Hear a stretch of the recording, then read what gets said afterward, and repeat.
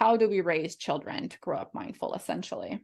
Absolutely. And that I wrote after I had kids. And Good, and good I to know.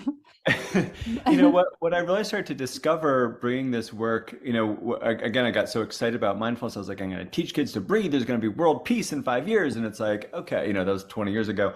Can see how well that worked out. But like really realizing that where I can make the biggest difference, the good news and the bad news is with ourselves, right? That like if we want more mindful kids, what we need to do is surround them with more mindful, compassionate adults, right? This is co-regulation, this is interpersonal neurobiology, this is mirror neurons, right? There's so many ways that we can have the languages, emotional contagion, right? For understanding that actually our nervous systems are always consciously and unconsciously communicating with everybody around us, that truly the best way to share mindfulness with kids is by practicing ourselves, so that when people ask me like, my kid has ADD, what's the best mindfulness practice? Or my kid has panic attacks, and it's like, actually the best practice for those kids is your practice. Like if you can be that resilient adult who's responsive, not reactive, who can stay present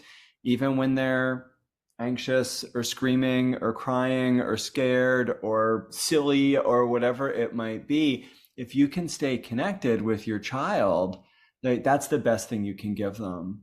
And in the last few years, it's just become, there's more talk about trauma, and it's like teachers, parents, therapists, like what's the best like trauma tool that you've got? It's like the best trauma tool that we all have is us. It's like, can we be steady? Can we be predictable? Can we be like, we're our best tool?